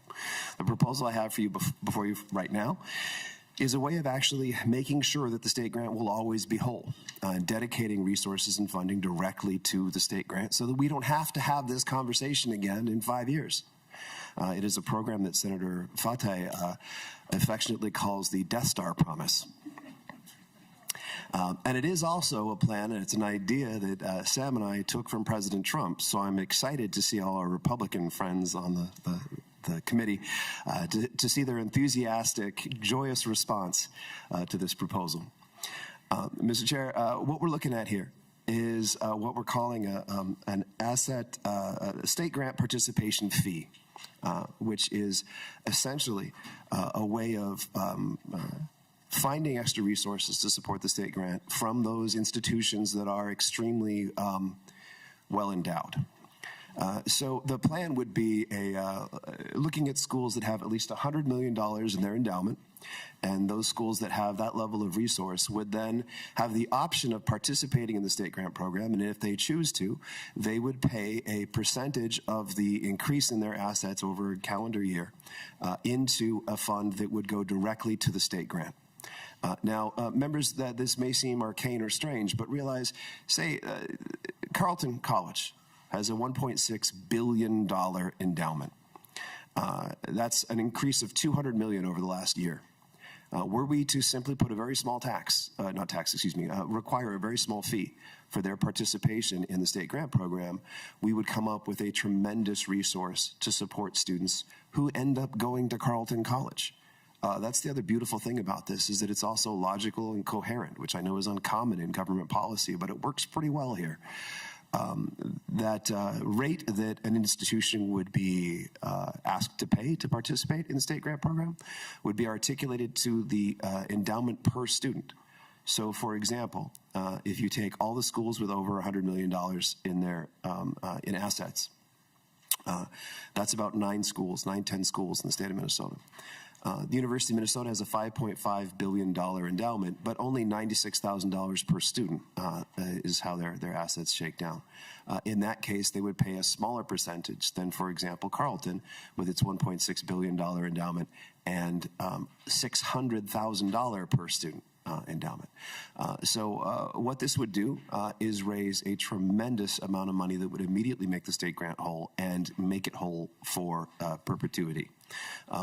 Mr. Chair, members, that's the plan.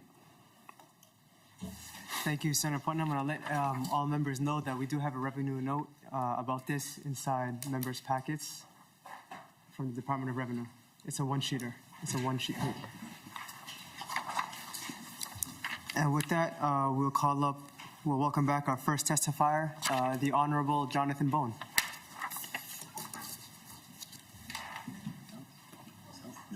I think I'm up. No? Were you wondering when you became honorable? No. Yeah. I'm sorry, John, you can blame Sam for that. Thank you, Mr. Chair. Jonathan Bone, IFO again. I think President Trump knocked this one out of the park. That's all I got.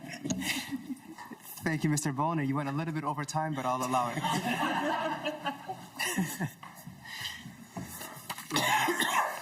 Where's the next thing? You took it on this side.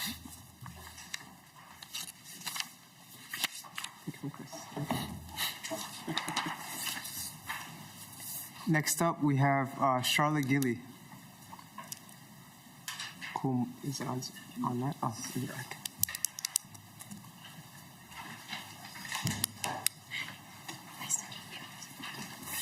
Welcome. Please introduce yourself for the record, and you may begin.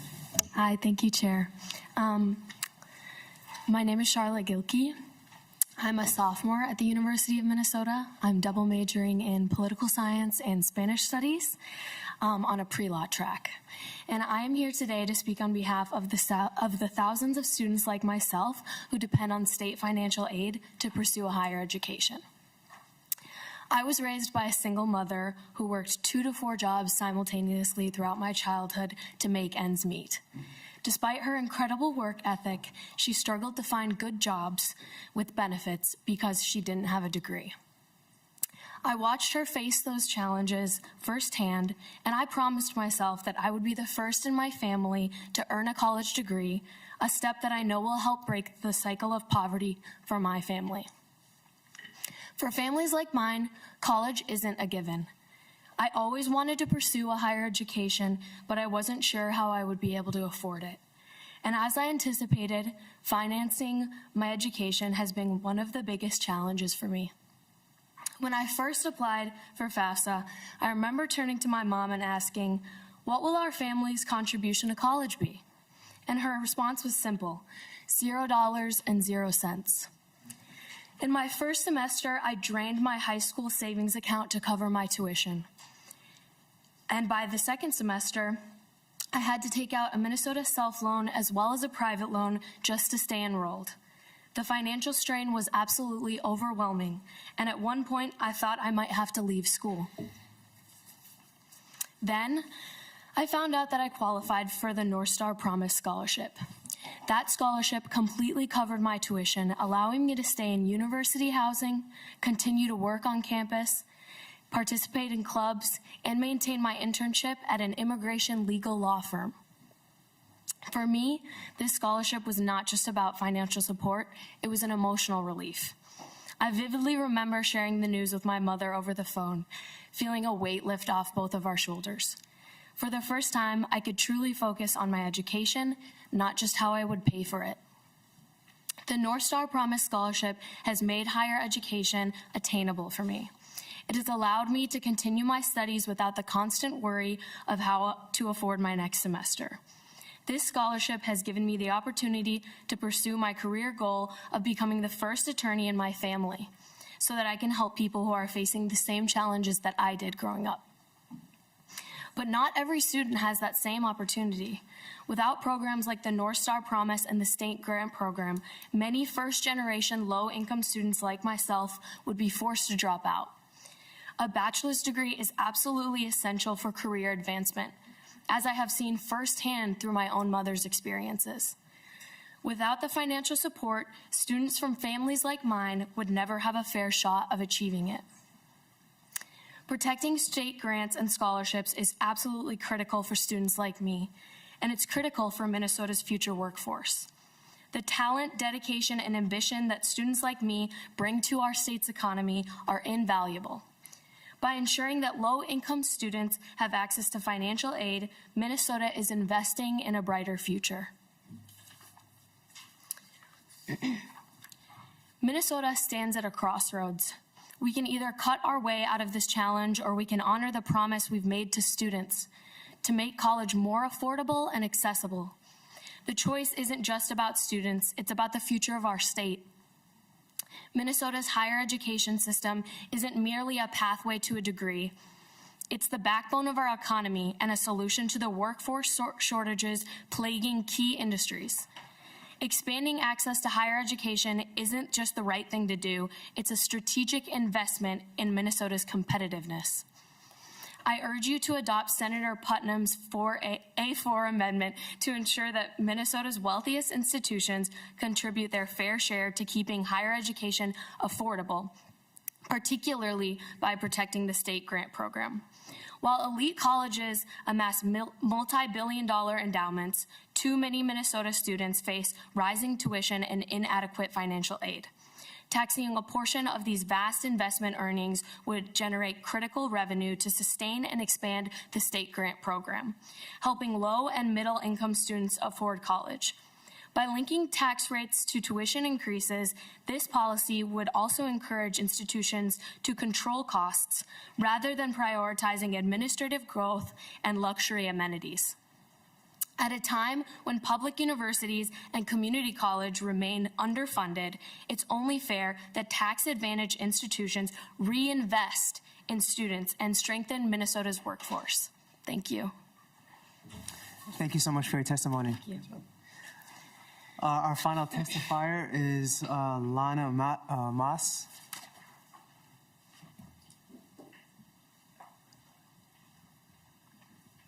On the back. Welcome. Please introduce yourself for the record, and you may begin. Good afternoon, honorable senators. My name is Lana Lee Moss, and I am currently a sophomore at the University of Minnesota. I have majors in both political science and psychology, and I am also in the University Honors Program. I sincerely apologize for my tardiness today. However, I hope you may forgive me as I was taking an examination in the hallway just moments ago, so I can share my story with you today. I was raised in a low-income household by two people who had to put their passions on pause to afford to raise me, for which I will forever be grateful. When I was just 3, my father joined the United States Army, and my mother stopped pursuing law to follow him across the globe. From North Carolina to Italy, Alaska, and then South Carolina. I'm often asked if this constant cycle of uprooting and disruption was troublesome to my development, but I would say the opposite is true. While growing up this way, we never had very many financial means. My time as an Army brat made me rich with experiences and ideals. For instance, seeing the differences in education standards in this state versus places like South Carolina taught me to advocate for improvements to systemic disadvantages. To continue doing this, I plan on attending law school immediately after my undergraduate graduation. Nevertheless, this is only possible due to the funding I have received from the Minnesota State Grant Program. I began working full-time at the age of just 14 years old. Still, I managed to maintain a 3.99 GPA in high school and graduate with honors in the top 3% of the class.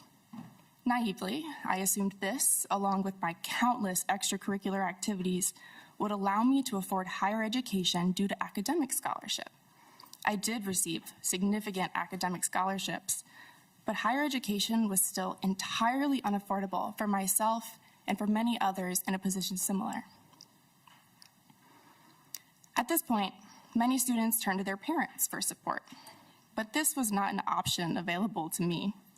After all, my parents, whom I love dearly, have taken out hundreds of thousands of dollars in loans simply to raise me and my brothers. Therefore, they cannot afford to contribute to my education, which I understood very, very early on. That is why, when I heard of the Northstar Promise, I immediately decided the University of Minnesota was the place for me. Currently, I work 3 jobs for over 50 hours a week, on top of being a full-time student. Still, I have not been able to afford rent in the Minneapolis area due to the housing crisis, and I've been commuting over an hour each way every day this entire year. One day on my commute, I was rear-ended by a distracted 82-year-old woman, which left me with back and neck damage that physical therapy has not been able to resolve. Furthermore, as a result of the accident, I had to take out an additional $10,000 in loans just to cover another vehicle and even make it to class. Now, between working at 6 o'clock in the morning every single day, my rigorous course schedule, extracurriculars, and homework, I only sleep about 5 hours every night. Despite all of this, my determination has never wavered, and I have maintained my 4.0 GPA and consistently demonstrated commitment to the education my scholarships provide me. That is why, as much as I am fond of the gourmet meals I had as a child, which consisted of chopped up hot dogs and macaroni and cheese from the school's food pantry, this is not a time I would wish to go back to. During my freshman year, before the Northstar Promise took place, I took out nearly $50,000 in loans to cover educational expenses here at a public institution. Certainly, the issue of exponentially higher education costs is greater than our state alone. But the Northstar Promise and the extensive state grant program we have here in Minnesota helps ease that burden for myself and so many other students. Additionally, this program greatly aligns with another core value I gained as an Army brat: a deep, honest love for my country and the people that serve and protect it for future generations. Hence, I sit before you today not out of hostility, but out of a desire to strengthen and improve the society they have made great sacrifices to defend. And that is why today, I urge you, pass the A4 amendment. The futures of thousands of students lie within your capable hands. Thank you. Thank you so much for your story and testimony. Are there any questions from members? Senator Farnsworth. Thank you, Mr. Chair. A couple of thoughts on this. First, I obviously, you couldn't guess, and this is a tax. You said tax and then changed it to fee, but it's a tax. So you had it right the first time, but there is one change that we could make that might get me to support this, and that would be to limit it to colleges that are in Collegeville, Minnesota.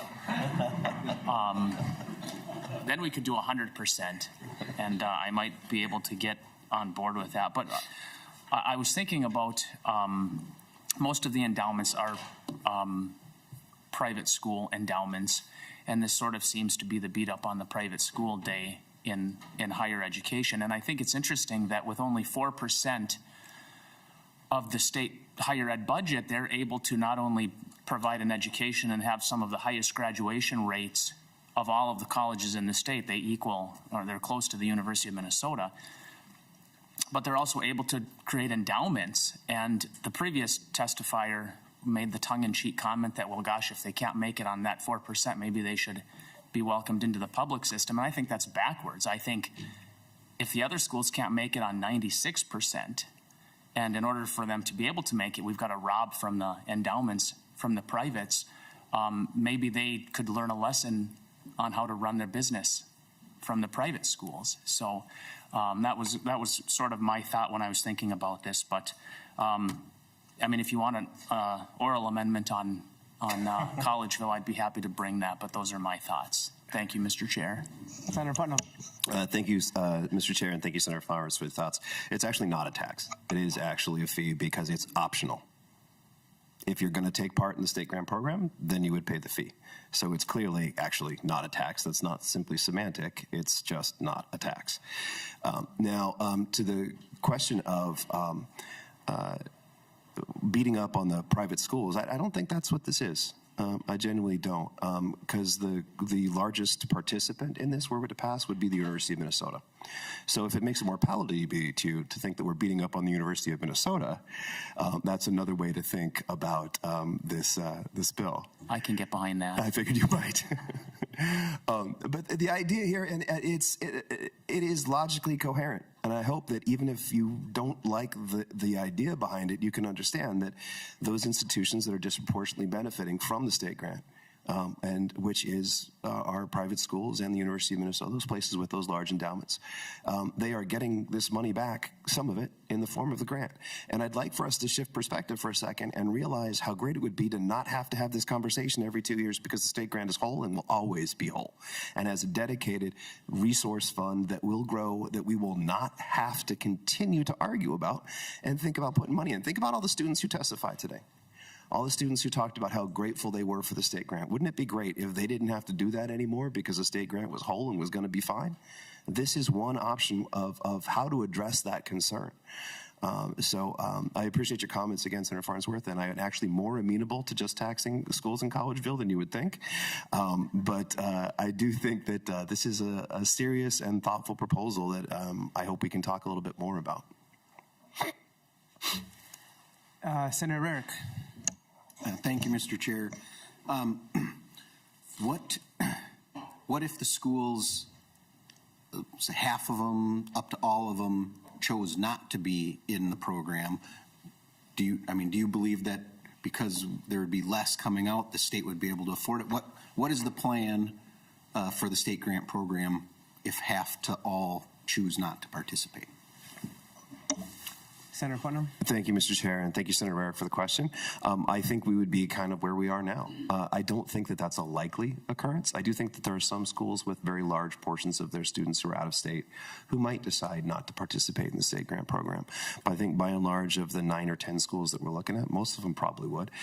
If they didn't, then we would simply just have less revenue for the state grant, and we would continue doing what we're doing now, but we would still have some additional revenue, again, in a dedicated account that would be accruing interest directly for the state grant.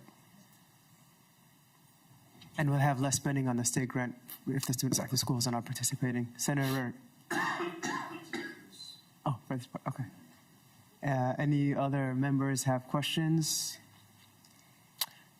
Seeing none, Senator Putnam, any closing comments or anything? No.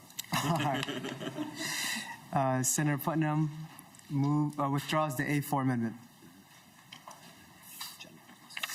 Now we're just going to go to the general discussion. We do have the room past 5, so Senator Rarick, if you want to stay here till midnight. No. First question. Go ahead, Senator Rarick. Thank you, Mr. Chair. So just a couple of things then as we've had this discussion. To me, the end goal here should be to make tuition assistance available to as wide a range of students as possible. The state grant has always been the best way to accomplish that. And I think what we have to keep in mind is the state grant program assists students. It doesn't assist institutions. It's going to students, and then they're having the ability to choose which institution they believe fits their needs the best. So I think we have to keep that in mind. And I think some of the statistics that were brought up as we talked about the numbers are failing to account for everything that we'd be looking at. And we would need to take a deeper dive to get a true understanding of what the numbers really mean. What I'm getting at here is what we're not looking at is how many students are part-time as compared to full-time students when we're looking at the number of dollars that are going to each type of institution, and how many years it's taking students to get through to get their degree. I can't answer that question, but if a private institution has more full-time students than, say, the U of M or a Min State, of course their the average rate of their grant is going to be higher. But yet if their students are getting through in 4 years as compared to 5 or 6, the total cost per student is probably going to end up being pretty close to the same. So those are numbers that we need to look at to analyze this, not just, well, what's the average for this one quarter or this 1 year. So I think if we want to go down that road, we have to look at that in the whole perspective. And as I said earlier, I think our options for addressing this shortfall are not just at tweaking the parameters around how the state grant system operates. I think it is, we have to do it in the total picture, and that's why, and he's not here anymore. It pains me to say it, but the A2 amendment is the one that I look at as our best starting point as to what we've looked at today. It's a beginning, but it's also going to look for dollars from other areas that I think if we look at, as we talked about, parameters around Northstar Promise, a closer look at, and what I'm getting at with this is one of the things that I don't think we had time to over the last years, and the numbers will have not bear it out, but with the Northstar Promise, with the state grant, with all kinds of other scholarships targeted at certain industries and other groups, how are these all playing together now, including the foster independence grants? How are these things all working together, and how are we best appropriating dollars? And I think in so many of these, a student would get funding at multiple different levels, and in the end, what's going to be left? And so I think that perspective we have to look at and say, how do we analyze and see how all of these dollars are coming together so that we can appropriate them out the best way possible? So I think these are all things that have to be looked at and considered as we put this year's plan together. And maybe it is something, like I said, with the target we have, maybe we can't answer it completely this year, but we can try to do our best to make our students whole with what they've been expecting and continue to look at some of these numbers that I'm talking about here and how this will all work together in the end. You know, another thing, there are a lot of different funding streams that go into different places, and we've all had some of our issues at different places. U of M is one that we have talked about here today and at other times. Nonprofits that are getting money, and are we looking at, are they actually providing the best services, or should some of that money be diverted into this to help our students? So I think these are all things that we, as we put together this budget and move forward, are all things that we should be considering. But it was, again, Senator Putnam said it, and I want to reiterate, in our discussions around this, so many times we were talking about the institutions, and so many of these numbers are telling us what the impact is on the state. The number one focus we should be having is what is the impact on the individual students. Thank you. Thank you, Senator Putnam. Senator Clark, you had a call. Any other members? Seeing none, Senate File 47 is laid over and committee is adjourned.